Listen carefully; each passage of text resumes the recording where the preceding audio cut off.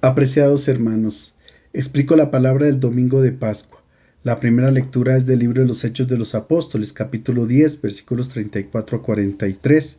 Es el quinto discurso que Pedro pronuncia después de la resurrección de Jesús. Como buen judío, Pedro observaba las leyes acerca de la pureza, por tanto, evitaba el contacto con los alimentos impuros y la relación con los paganos.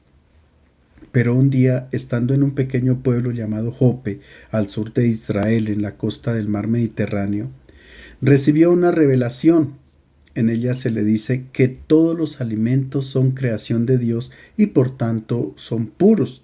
De igual manera los seres humanos, todos son hijos de Dios y necesitan el anuncio del Evangelio. Después que Pedro tiene esta revelación, se presentaron dos mensajeros de parte del centurión Cornelio, que también habían recibido una revelación para invitar a Pedro a su casa en Cesarea Marítima.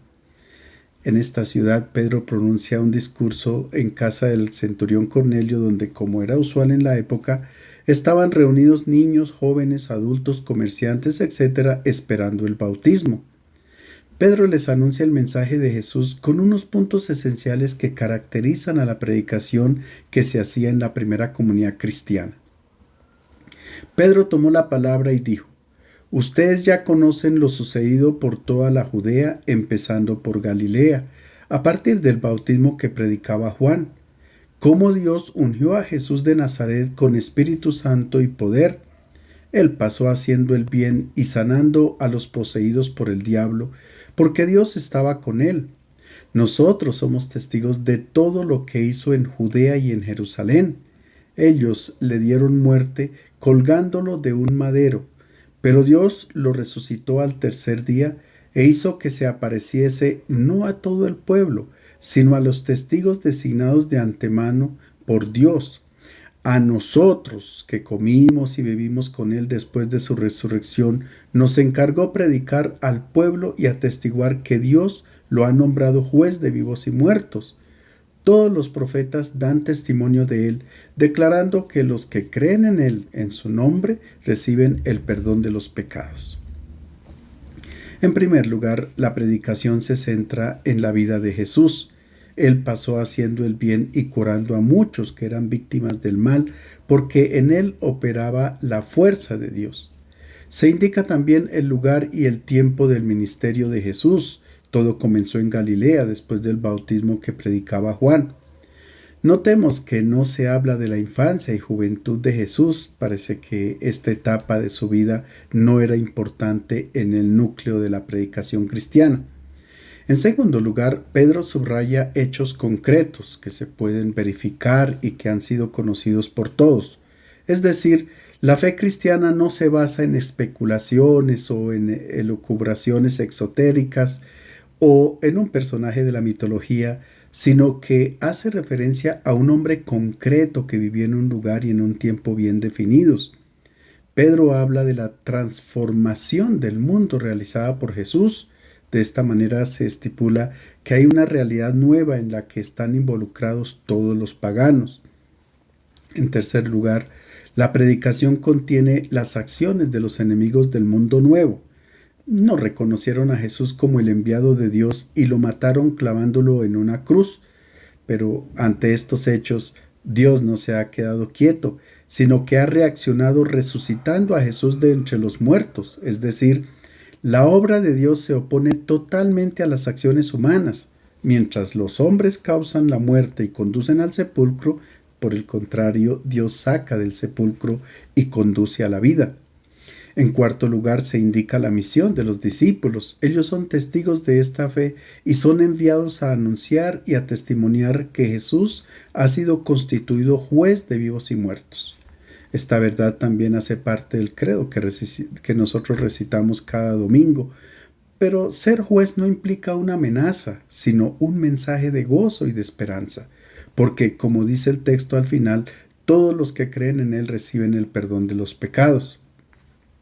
Jesús no es un juez que condena, sino el modelo, el paradigma o prototipo ante el cual podemos confrontar nuestra vida para determinar si ella ha sido un suceso o un fracaso.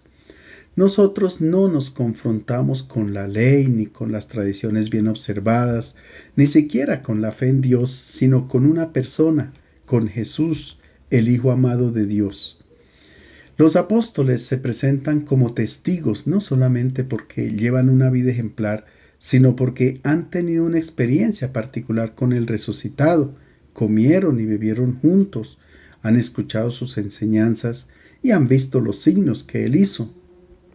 Ahora ellos quieren comunicar esta experiencia, como dice la primera carta de Juan, lo que existía desde el principio, lo que hemos oído, lo que hemos visto con nuestros ojos, lo que hemos contemplado y lo que han palpado nuestras manos acerca del verbo de vida, eso es lo que anunciamos a ustedes. La segunda lectura es de la carta a los Colosenses, capítulo 3, versículos 1 a 4. El autor exhorta a los bautizados a buscar los bienes de arriba donde está Cristo. En la iglesia de Colosas había algunos doctores que enseñaban doctrinas falsas y extrañas. Ellos predicaban que la fe en Cristo se debía completar con prácticas ascéticas, adoración a los ángeles, rituales legalistas, prescripciones sobre los alimentos y la observancia de determinadas fiestas. El apóstol lucha contra este sincretismo religioso, presentando la centralidad de Cristo en el proyecto salvador de Dios e invita a los cristianos de Colosas a vivir de forma coherente y verdadera su bautismo. Por tanto, si han resucitado con Cristo, busquen los bienes del cielo donde Cristo está sentado a la derecha de Dios. Piensen en las cosas del cielo, no en las de la tierra, porque ustedes están muertos y su vida está escondida con Cristo en Dios. Cuando se manifieste Cristo, que es vida de ustedes, entonces también ustedes aparecerán con Él llenos de gloria. Quien ha recibido el bautismo es un hombre nuevo. Se ha revestido con una nueva naturaleza, se ha insertado en Cristo resucitado. Por tanto, deja morir su antigua naturaleza, porque su nueva condición de vida no se realiza a plenitud en este mundo, sino en el mundo de Dios. Es por esto por lo que el cristiano está llamado continuamente a priorizar las realidades celestiales y a no contentarse únicamente con lo temporal. Poner nuestra mirada en las cosas de arriba significa mirar todo desde la perspectiva de Dios y por tanto hacer lo que a Él le agrada. Este es el antídoto contra el materialismo, ver los bienes de la tierra de la misma manera como los ve Dios. Para reforzar esta idea, el apóstol emplea la metáfora de la muerte, es decir, el deseo por las cosas de este mundo debiera ser prácticamente nulo, como el de una persona muerta. Esto no implica que los cristianos se desinteresen de las realidades de este mundo, por el contrario, ellos trabajan y se empeñan como los demás en la construcción del mundo nuevo, pero están convencidos de que la plenitud de vida no se alcanza aquí. Es por esto por lo que Pablo afirma que la vida del creyente está escondida con Cristo en Dios, es decir, oculta y segura. No se trata de una perspectiva futura, sino que ya se ha realizado. Con el bautismo, el cristiano comienza a vivir la eternidad. Por tanto, cada día que vive, lo vive para Cristo. El Evangelio es de San Juan, capítulo 20, versículos 1 a 9, la resurrección de Jesús. 30 años después de la resurrección de Jesús, el mundo judío estaba dividido. Las autoridades religiosas afirmaban que Jesús estaba muerto. En cambio, Pablo y los primeros cristianos decían todo lo contrario. Jesús ha resucitado y vive con nosotros. Esta es la grande pregunta de la fe cristiana. ¿Jesús ha resucitado o permanece en un sepulcro? Escuchemos cómo comienza el relato. El primer día de la semana, muy temprano, cuando todavía estaba oscuro, María Magdalena va al sepulcro y observa que la piedra está retirada del sepulcro. Llega corriendo a donde estaban Simón, Pedro y el otro discípulo a quien Jesús amaba y les dice: se han llevado del sepulcro al Señor y no sabemos dónde lo han puesto. En nuestro relato, el término sepulcro se repite 7 veces. Por lo general, es una palabra que nos produce miedo. En griego, sepulcro se dice mnemeion, es decir, recuerdo, anamnesis, memoria. Pues bien, en torno al sepulcro se desarrollan unos hechos completamente normales, naturales. No hay signos extraordinarios, revelaciones de lo alto, ni personajes extraños, ni ángeles, sino que la escena se desarrolla naturalmente y con personajes de carne y hueso como nosotros. Aparecen tres personajes. María Magdalena junto con dos discípulos, de los cuales uno es Pedro y el otro no tiene nombre. Ellos verifican una realidad que se observa con los ojos físicos, con los sentidos. Ven que la piedra que cerraba la entrada al sepulcro estaba corrida y que el lugar donde habían puesto a Jesús estaba vacío. Este es el hecho que se puede demostrar.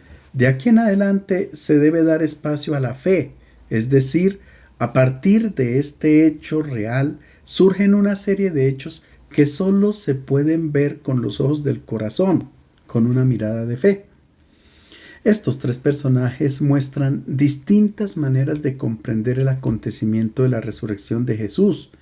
Cada uno llega a una conclusión particular de acuerdo con lo que ha visto en el sepulcro. El evangelista nos invita a identificarnos con uno de estos personajes o tal vez con todos tres al mismo tiempo. Vamos a explicar el itinerario que cada uno de ellos siguió para llegar a la conclusión de que Jesús había resucitado. El primer personaje es María Magdalena, que llega muy temprano al sepulcro, es decir, cuando todavía estaba oscuro. Ella observa y saca una conclusión inmediata. Se han llevado el cuerpo del Señor. Esta es su primera reacción y con ella se podrían identificar quienes ven solamente la realidad material, los que no piensan que hay algo que va más allá de nuestro ver físico o material. María Magdalena aparece en el capítulo 8 del Evangelio de Lucas entre un grupo de mujeres que siguen a Jesús y a sus discípulos y que los asisten con sus bienes. A partir del siglo VI, desafortunadamente se ha identificado a María Magdalena con María de Betania, la hermana de Lázaro y Marta, pero son dos personajes totalmente distintos. Por otra parte, como Lucas presenta a la Magdalena diciendo que de ella Jesús había sacado 7 demonios, entonces se pensaba que había llevado una vida disoluta y que por este motivo se podría identificar con la mujer pecadora que no tiene nombre y que en casa de un fariseo trajo un frasco de alabastro con perfume y poniéndose detrás de Jesús a sus pies llorando, comenzó a bañar sus pies con lágrimas y los secaba con sus cabellos, besaba sus pies y los ungía con el perfume. Pero nada que ver. Estas dos mujeres no son la misma. Cuando Lucas dice que en el grupo de mujeres que acompañaban a Jesús estaba María, la llamada Magdalena, de la que habían salido 7 demonios, está utilizando una expresión para decir que ella había sido curada de una grave o de una terrible enfermedad. San Juan presenta a la Magdalena con una imagen bíblica que la toma del libro del Cantar de los Cantares, donde la enamorada va en busca de su dilecto y después de muchas peripecias finalmente lo encuentra. La Magdalena es presentada como una enamorada. Es que en la relación con Cristo puede haber momentos de euforia, momentos fugaces, pasajeros, como dice Oseas, como nube mañanera, como el rocío de madrugada que al salir el sol se disipa. La Magdalena no era una pecadora, sino una mujer que había estado involucrada en el amor a Cristo, porque es que desde que ella encontró al Maestro, su vida cambió totalmente, adquirió un nuevo sentido. Se insiste sobre esta imagen del enamoramiento porque si alguien no está enamorado de Cristo, nunca podrá creer que Él haya resucitado. En otras palabras, el camino espiritual del cristiano inicia con el conocimiento de Jesús por medio del Evangelio. Luego aparece el enamoramiento y finalmente se suscita la fe para reconocer que Él está vivo. Nuestro texto inicia con una indicación temporal. Al alba, es decir, cuando aún estaba oscuro, se acerca María Magdalena al sepulcro. De esta manera se subraya, por una parte, el afán que tiene María Magdalena por llegar al sepulcro y por otra parte se evidencia la lucha entre la tiniebla y la luz. La tiniebla hace referencia a las acciones negativas del hombre. Recordemos que en el relato de la pasión, cuando Judas entregó al Maestro, el evangelista nos dijo que era de noche. Esta es la noche del pecado que ahora comienza a desaparecer gracias a la luz que ilumina un nuevo día. En el relato hay una atención particular al verbo ver, que en griego tiene diferentes acepciones. Para el ver de la Magdalena se utiliza el verbo blepein, que significa ver físicamente, con los ojos materiales y nada más allá. Así es como la Magdalena ha visto que la piedra está corrida y tal vez no entra para verificar si está o no el cuerpo de Jesús allí. Su relación de amor con el Maestro la empuja a salir corriendo para encontrar a Simón Pedro e informarle lo sucedido. Ella no puede permanecer sin el Maestro ni un instante de su vida. La Magdalena involucra en su búsqueda a la comunidad. Ella no realiza por sí misma el camino que conduce a ver al resucitado. Sabe que hay más personas que están enamoradas de Jesús y quiere compartir con ellas este momento de crisis. Es que la fe en Cristo no se vive de modo individual o intimista, sino que se comparte con la comunidad, con nuestros hermanos. Es en una comunidad que se logra ver más allá de lo físico. Es allí donde se puede ver y encontrar al resucitado, porque lo invisible se puede ver con los ojos del corazón, como dijo Jesús, bienaventurados los puros de corazón, porque ellos verán a Dios. Ahora veamos cómo reacciona Pedro ante el mensaje de la Magdalena. Salió Pedro con el otro discípulo y se dirigieron al sepulcro. Corrían los dos juntos, pero el otro discípulo corría más que Pedro y llegó primero al sepulcro. Inclinándose, vio las sábanas en el suelo, pero no entró. Todos conocemos muy bien a Pedro, pero no sabemos quién es el otro discípulo al que Jesús amaba. La tradición lo ha identificado con Juan, hijo de Zebedeo, pero él no es. El evangelista utiliza aquí una técnica narrativa para representar en este personaje al discípulo auténtico. Es una invitación que nos hace Juan para que al puesto de este discípulo nosotros coloquemos nuestro nombre, para que nos identifiquemos con él, porque él hace un recorrido de fe a lo largo del Evangelio. Este discípulo anónimo aparece en el relato de la vocación de los primeros discípulos cuando Juan el Bautista indica: «He ahí el Cordero de Dios». Inmediatamente este discípulo lo sigue junto con Andrés. También está presente durante la última cena cuando Jesús anuncia que uno de sus discípulos lo entregará.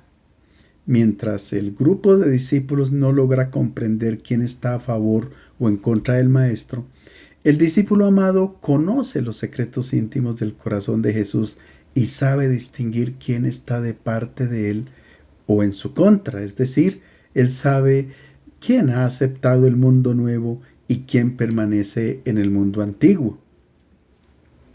Durante la pasión, mientras todos los discípulos huyen, el discípulo amado está al pie de la cruz. Nunca abandona al Maestro. Permanece allí en el Calvario para observar cómo Él entrega su vida. Luego aparece en nuestro texto y más adelante está presente otras 2 veces en el lago de Tiberíades, donde de modo inmediato identifica a su Señor en aquel hombre que está en la ribera del mar. Este es el itinerario del discípulo amado en el Evangelio. Nuestro texto dice que este discípulo se acerca al sepulcro, se inclina, observa los lienzos de lino y el sudario, pero no entra. Los sepulcros de la época de Jesús eran como una gruta amplia con una puerta pequeña al ingreso. Por tanto, el discípulo amado tenía que inclinarse para entrar.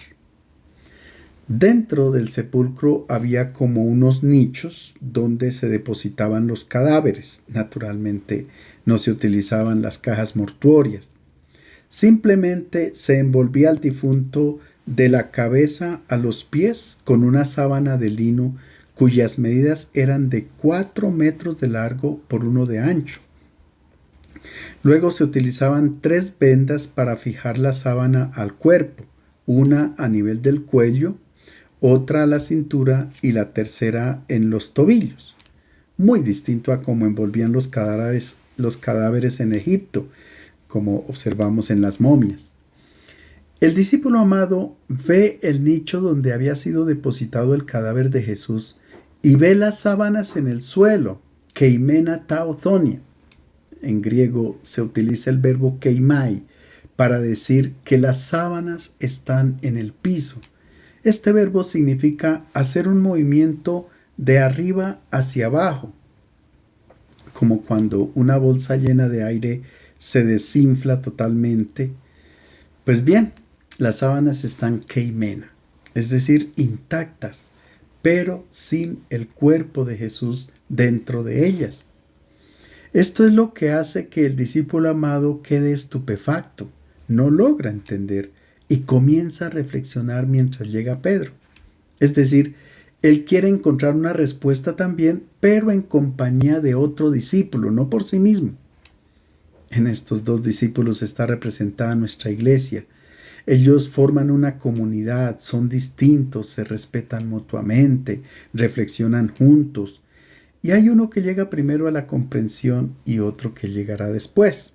Así nació nuestra iglesia, en la inclusión, donde cada uno sabe esperar al otro, respeta su manera distinta de pensar, donde se entienden las incertidumbres y las fragilidades, y donde, a pesar de la diversidad, se conserva la unidad. Veamos la reacción de Pedro. Después llegó Simón Pedro, que le seguía, y entró en el sepulcro. Observó los lienzos en el suelo y el sudario que le había envuelto la cabeza, no en el suelo con los lienzos, sino enrollado en un lugar aparte. Entonces entró el discípulo, el que había llegado primero al sepulcro, vio y creyó.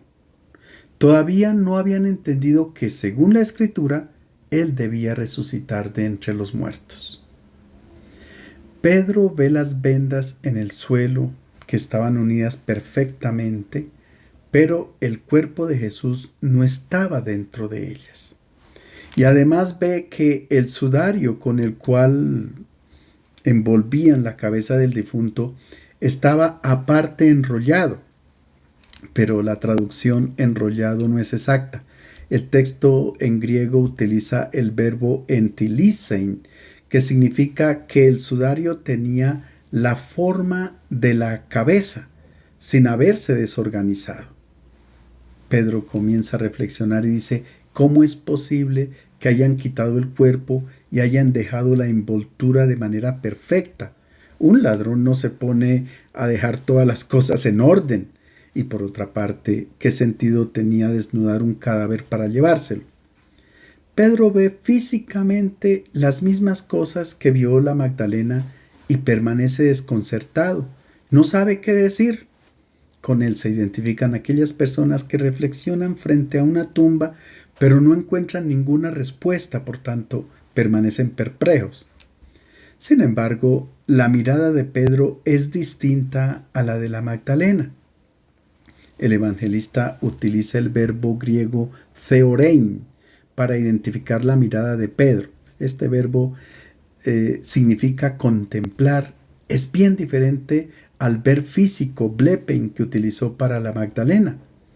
Cuando Pedro contempla la escena, afloran en él todos los recuerdos vividos durante 3 años con el Maestro. Recordaba cuando él les anunciaba la pasión, cuando les decía: el Hijo del Hombre será entregado a los principales sacerdotes y a los escribas, y le condenarán a muerte y le entregarán a los gentiles, y se burlarán de él y le escupirán, le azotarán y le matarán, y al tercer día resucitará.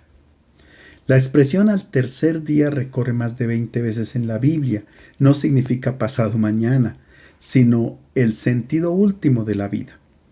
Pedro comienza a entender que el destino final de una vida entregada no es la muerte, el sepulcro, sino la entrada en la plenitud de vida. En Pedro hay una revelación interior, pero todavía no llega a ver al resucitado.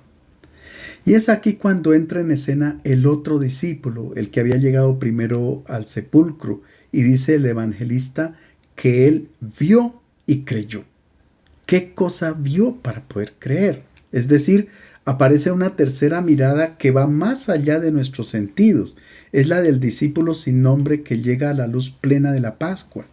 Con él se identifican quienes creen que Jesús ha resucitado.